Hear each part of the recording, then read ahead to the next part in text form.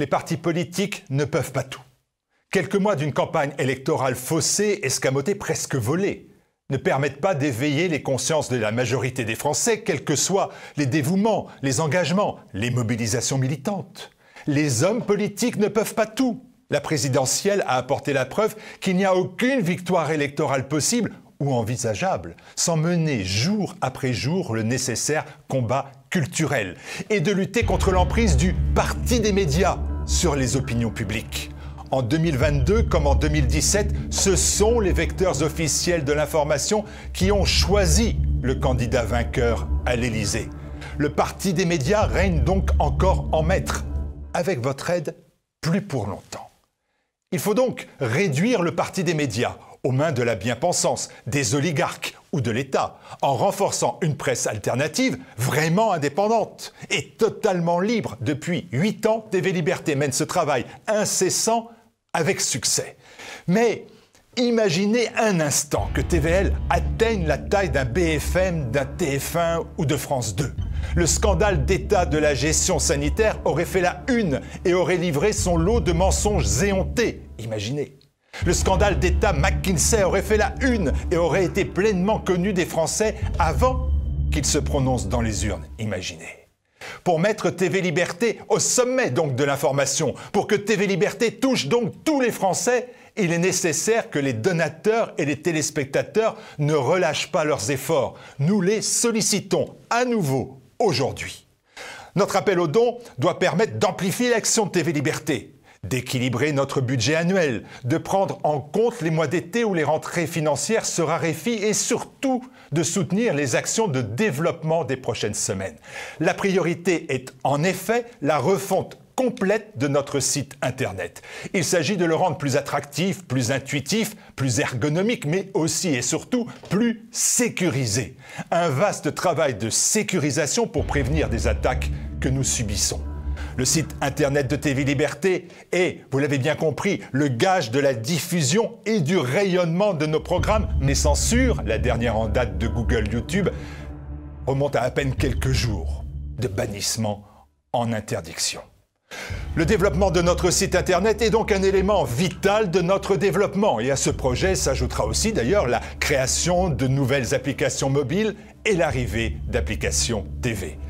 Notre mission est claire, nos objectifs sont tracés, participer à la grande aventure de la presse alternative en nous soutenant financièrement. Imaginez un instant que TVL ait la puissance de France 2, TF1 ou BFM.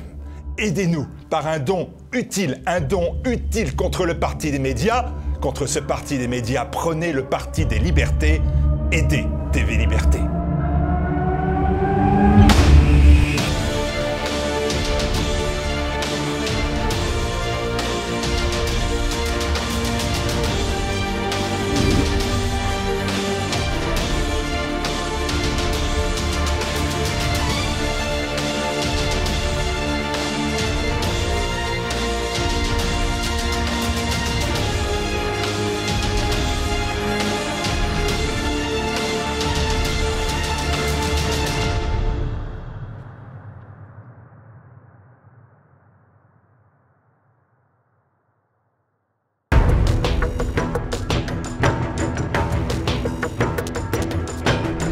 Journaliste chez Famille Chrétienne et au Figaro Magazine, Charles-Henri Dandigné propose une sorte de bibliothèque idéale pour un catholique français, pour un Français catholique, 100 livres pour comprendre le monde. C'est aux éditions L'Artilleur et c'est en vente sur le site de TV Liberté, sur la boutique de TV Liberté. Vous allez sur le site tvliberté.com.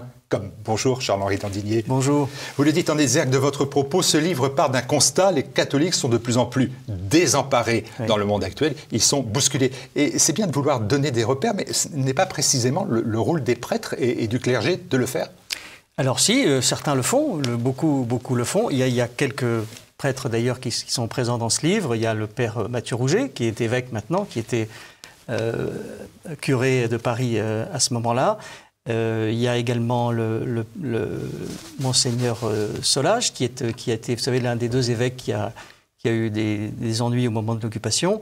Et puis, il y a un certain nombre de prêtres qui sont présents. Il y a une biographie du père du père dont j'ai oublié le nom, le père Jacques, et dont Alexis Neviaski fait une biographie et dont je parle dans ce livre. Donc il y a quelques repères. Néanmoins, vous sentez l'obligation non pas de vous substituer, mais d'apporter vous aussi votre pierre à l'édifice. Oui, c'est normal parce que effectivement, comme vous l'avez dit, les catholiques sont un peu désemparés. Ils ne sont pas les seuls d'ailleurs.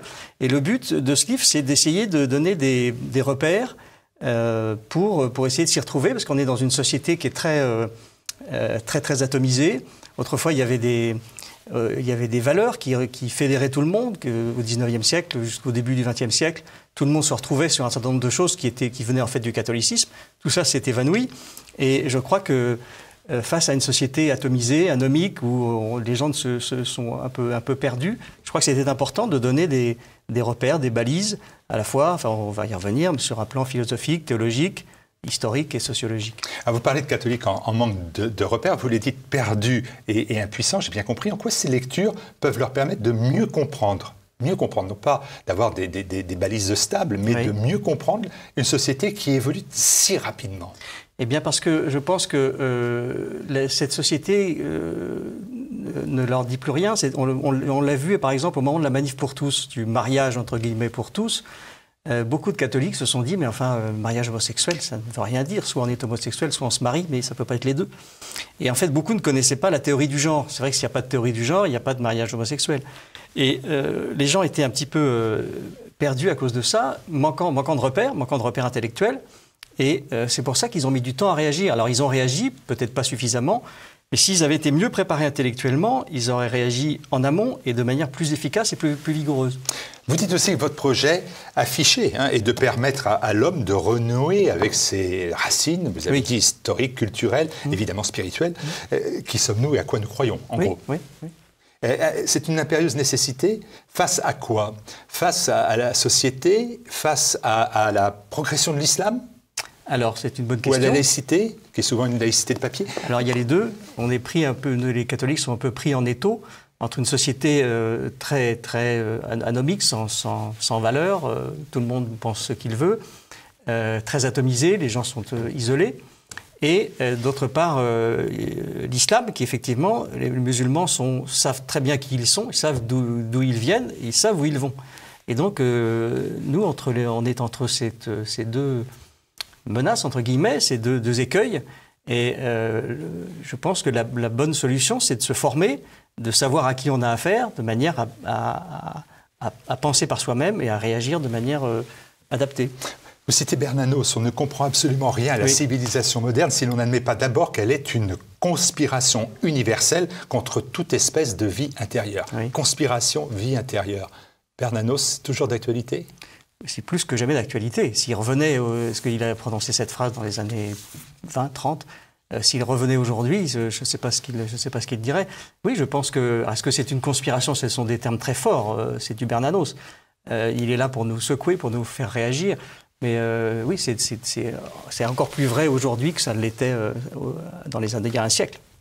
Avant d'évoquer quelques choix parmi les 100 livres pour comprendre le monde, quelques questions sur votre méthode, c'est-à-dire votre méthode personnelle. Premièrement, le choix des livres. Il répond à une certaine forme de subjectivité, forcément. Oui, bien sûr. Bien sûr. Je pense qu'on ne parle bien des livres que dans la mesure où on les aime. Il faut un certain enthousiasme. Sinon on s'ennuie en écrivant et puis on s'ennuie en le lisant. J'espère que les gens ne s'ennuieront pas trop en lisant ce livre. Il faut une part de subjectivité. Je développe sur chacun de ces livres un certain point de vue qui est le mien, voilà, modestement. Mais je pense que ça rentre un service au lecteur. Et Charles-Henri Dandinier, comment vous avez fait ce choix? C'est au fil de vos lectures, de vos connaissances? Ça a pris 20 ans, ça a pris 2 ans, ça a pris 2 mois, 2 jours? Alors, la phase d'écriture a pris 1 an et demi. Mais ça fait des années que je lis. Je suis un grand lecteur par goût personnel et par métier, puisque je fais des notes de lecture dans les différents journaux qui m'accueillent. Et alors je fais ce choix. Je pense en adoptant quatre axes qui sont la philosophie, la théologie et la spiritualité, l'histoire et la sociologie.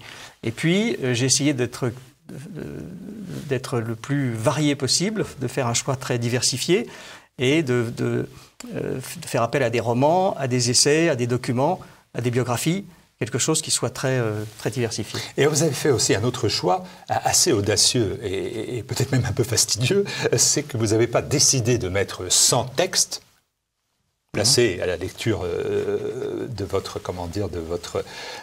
votre lecteur, mais vous avez fait le choix d'évoquer ces 100 livres, de les décortiquer, d'en donner le substantifique moelle. Oui, je m'adresse à des lecteurs, je ne m'adresse pas aux intellectuels qui n'ont pas besoin de moi, je m'adresse au grand public. Moi, ça me frappe beaucoup autour de moi. Je rencontre des catholiques qui sont des gens intelligents, diplômés, ayant des responsabilités sociales, économiques, paroissiales, etc. Et quand on leur dit Rémi Brague, ils ouvrent des yeux ronds en disant qui est-ce Voilà, ils n'ont pas, à mon avis, pas toujours la culture philosophique, historique qui va avec leur responsabilité. Et c'est en pensant à eux que j'ai fait ce livre, pour leur donner des éléments, pour leur donner envie de lire, pour leur donner une idée de qui sont les écrivains, qui pourraient leur servir justement à avoir des repères, à mieux s'y retrouver dans ce monde étrange qui est le nôtre actuellement. J'en reviens à ma question. Que font les prêtres, que font nos prélats qui devraient permettre de connaître Rémi Brague? Oui. Bien, ça pose une difficulté de réponse, mais néanmoins, c'est quand même une vraie question. Certains que ne vous soyez obligé pas. de substituer. Certains ne les connaissent pas. Je peux vous dire que j'ai la réaction d'un prêtre que je ne nommerai pas, qui a lu ce livre et qui m'a dit des choses gentilles, et qui m'a dit « Pierre Manant, je ne connaissais pas ». Voilà, et il a fait de la philosophie. Et donc normalement, quand on fait de la philosophie et qu'on est chrétien, on devrait s'intéresser à Pierre Manant, qui est à mon avis un des grands esprits qui est toujours vivant. C'est pas.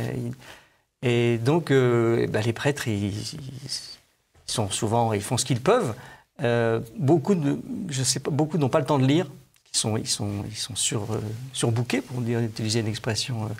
Et donc j'espère que ce livre leur donnera l'occasion de lire davantage. Vous avez compartimenté les 100 textes en 4 chapitres pour comprendre l'homme, pour atteindre Dieu, pour comprendre l'histoire et la société. Est-ce que c'est vraiment le bon ordre de réflexion? Parce que atteindre Dieu pourrait quand même conclure l'ouvrage, non? La philosophie et la théologie, c'est l'ordre. Vous savez, quand les gens qui sont au séminaire, ils commencent par de la philo et pour avoir des bases intellectuelles. Et puis ensuite, on aborde la théologie. En ce qui concerne l'histoire, c'est dans un deuxième temps et la société dans un troisième temps. C'est discutable. C'est un choix comme au séminaire, je ne l'ai pas fait, je ne savais pas. Moi non Pourquoi le choix de se cantonner aux livres récents du 19e et du 20e siècle? 21e. 21e. Parce que j'aurais pu commencer à Homère et continuer avec Shakespeare et qui sait, Saint Thomas d'Aquin, ça aurait été une liste des classiques qu'il faut avoir lus. Ça serait un autre livre, ça peut être intéressant. J'ai voulu justement, pour que ce soit plus adapté à l'époque, prendre des écrivains de l'époque pour que le propos soit mieux adapté à la problématique qui est la nôtre actuellement. Alors, il y a une grande diversité dans les sujets abordés, de même dans les tendances politiques ou intellectuelles des auteurs. C'est un drôle de parti pris que de dire que je vais proposer la petite bibliothèque pour un catholique d'aujourd'hui en mettant des écrivains qui ne sont pas chrétiens. Je crois que c'est très important pour un chrétien, pour un catholique, de ne pas s'enfermer et de lire des auteurs qui ne sont pas catholiques, qui ne partagent pas sa foi catholique. Je pense à Alan Bloom, qui était un professeur de philosophie américain, qui était juif, non pratiquant à ma connaissance. Son livre sur l'université américaine début des années 90, fin des années 80, est passionnant. En français, ça s'appelle « L'âme des armées ». Et ça aurait été dommage, sous prétexte qu'il n'était pas chrétien, de ne pas en parler à nos lecteurs. Je pense à lui. Il y a le cas de Simone Veil. Est-ce qu'elle était chrétienne? Elle était, oui, d'une certaine manière, elle l'était, même si elle était assez en révolte contre l'Église catholique. Je pense qu'il y a des écrivains, des historiens, des grands esprits qu'on a intérêt à connaître, même s'ils ne partagent pas notre foi. En dehors de la philosophe Simone Veil, est-ce que catholique, ça ne signifie pas, dans votre esprit, bien pensant? Catholique, bien pensant. C'est pas automatique. Oui, je crois que... Non, au contraire. Au contraire, je pense que justement, la doctrine catholique, la philosophie catholique nous permet de ne pas être bien-pensants. La bien-pensance, aujourd'hui, elle est partout dans nos sociétés. Je n'ai pas besoin de vous dire, elle est dans les médias, elle est à l'école, elle est dans les entreprises maintenant. C'est une propagande à un niveau qui n'a jamais été atteint par le passé. Et si vous voulez conserver votre liberté intérieure, votre liberté intellectuelle, c'est très important de lire des philosophes, de lire des historiens qui vont vous donner des billes, qui vont vous donner des balises qui vont vous permettre de mieux vous repérer. A contrario, si on n'est pas catholique, on peut comprendre le monde à travers votre ouvrage. Je pense que oui. Pour l'instant, je n'ai eu que des réactions de catholiques. J'aimerais beaucoup avoir la réaction de quelqu'un qui ne l'est pas pour savoir ce qu'il en pense. Je pense que beaucoup de ces livres pourraient l'intéresser. Maintenant, qu'est-ce qu'il penserait du chapitre sur Sainte Thérèse de Lisieux J'en sais rien. Qu'est-ce que ça peut dire à un non-catholique? Franchement, je ne sais pas. On va se poser la question de Sainte Thérèse. Pour comprendre l'homme, ne convient-il pas tout simplement de rappeler que sans principes et valeurs, l'homme n'est plus un homme? D'où le choix d'ailleurs d'évoquer Camus. Oui. D'entrée de jeu, si j'ose dire, oui. avec cette phrase célèbre, non, c'est un homme. Ça s'empêche, pardon, ça s'empêche, voilà ce qui est un homme, sinon, voilà, un homme, ça s'empêche. Camus, c'est important. C'était une phrase du père de Camus, qui avait assisté, qui était en Algérie, et qui voit le cadavre de deux de ses camarades, il était soldat, torturé à mort, mutilé de façon atroce. Il était à la fois stupéfait et horriblement choqué. Il a dit « un homme, ça s'empêche ». Voilà, c'est une phrase toute simple, parce que c'était un homme simple, il n'avait pas fait d'études, contrairement à son fils. Et son père a repris cette phrase simple, et qui correspond bien à son style, parce que Camus est quelqu'un de simple et de facile à lire. Est-ce que c'est ça, le premier rappel qui doit être fait à toute personne, c'est un homme, ça s'empêche. Oui. Sinon, c'est le titre de l'ouvrage de Camus, Le temps des barbares. Oui, tout à fait. En fait, ça a été un peu la philosophie de Camus au moment du conflit algérien. Et il était face à des hauts-sartriens, aux communistes qui disaient il faut faire n'importe quoi, on ne fait pas d'omelette sans casser deux. On peut faire absolument tout ce qu'on veut, la fin justifie les moyens.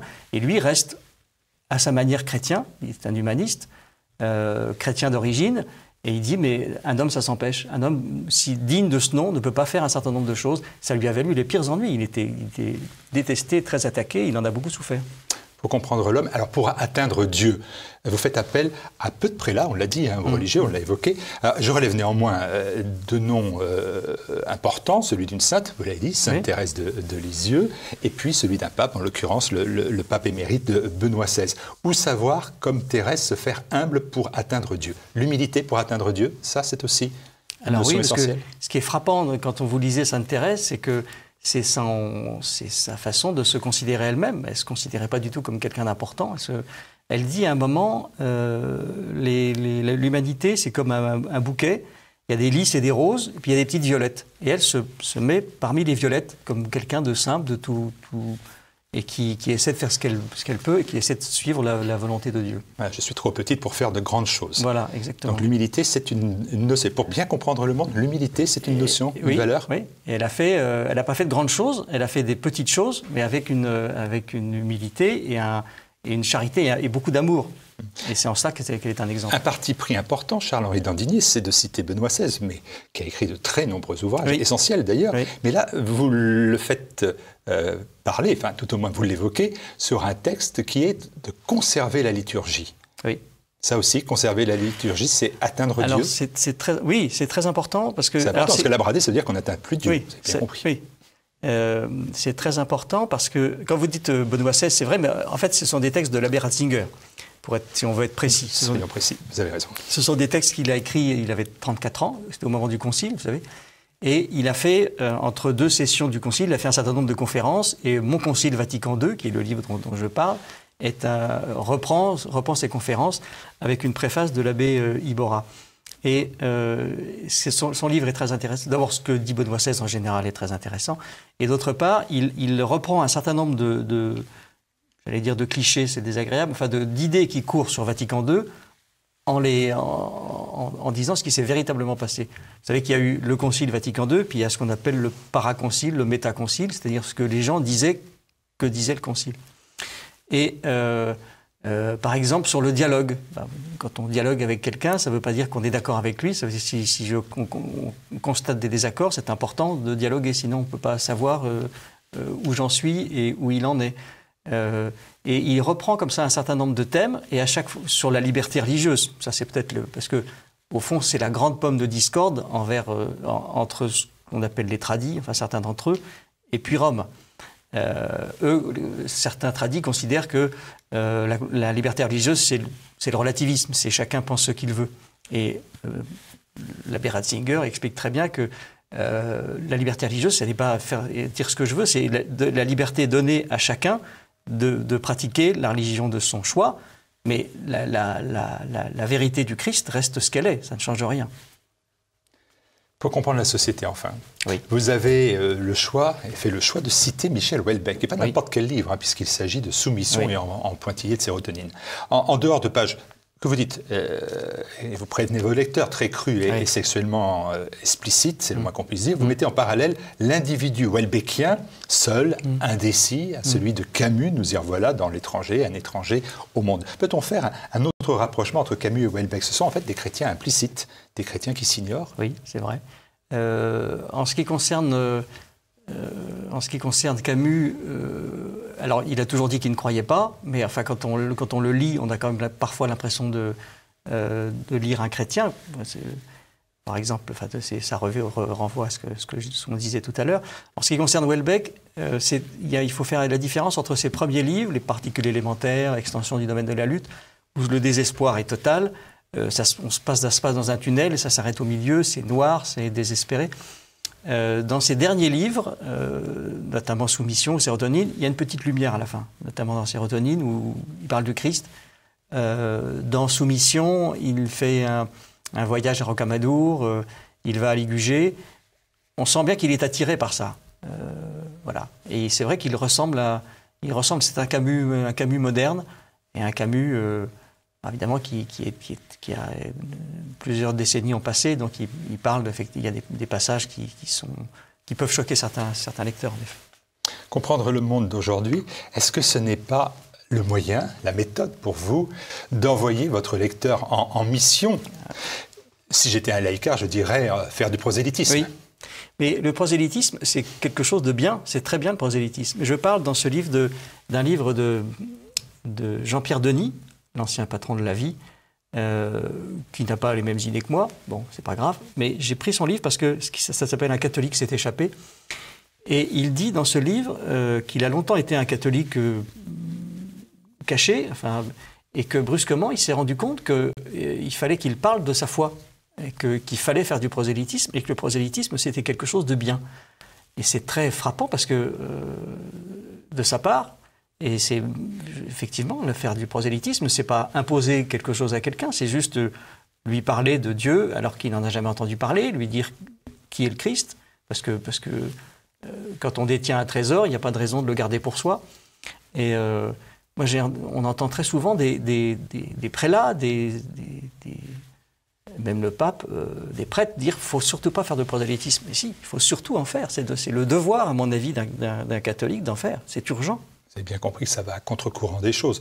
On le voit bien aujourd'hui, être catholique dans l'entreprise, on le vit souvent de manière cachée, obligatoirement, et il en va de ça comme du reste. On a beaucoup de difficultés à être catholique dans la société, à tel point d'ailleurs que les politiques vous disent que si vous êtes catholique, protestant ou juif, c'est du domaine privé, mais que ça ne peut pas être dans le domaine public. Oui. Je crois qu'il faut... c'est à ça que sert le dialogue, justement. J'ai fait un tout petit peu d'évangélisation de rue, très très peu. Mais quand vous en faites, vous commencez, vous savez pas... C'est quoi l'évangélisation de rue? Clairement, vous allez dans la rue. Oui, on est deux. Et puis on aborde les gens. Puis on commence par un dialogue tout très très lambda. Puis on essaie d'aller un peu plus loin, de dire, voilà, il y a une église à côté. Et puis leur parler. Mais évidemment, il faut faire ça par étapes. Et... quelquefois, si on sent qu'une résistance, il ne faut pas insister. Il faut essayer de faire ça de manière intelligente et fine, et c'est très difficile à faire, en fait. On s'en donne les moyens à travers cet ouvrage, Nourrir la réflexion d'un chrétien, ou par ailleurs, mieux comprendre le monde d'aujourd'hui. C'est aux éditions L'Artilleur. Merci beaucoup. C'est moi qui vous remercie.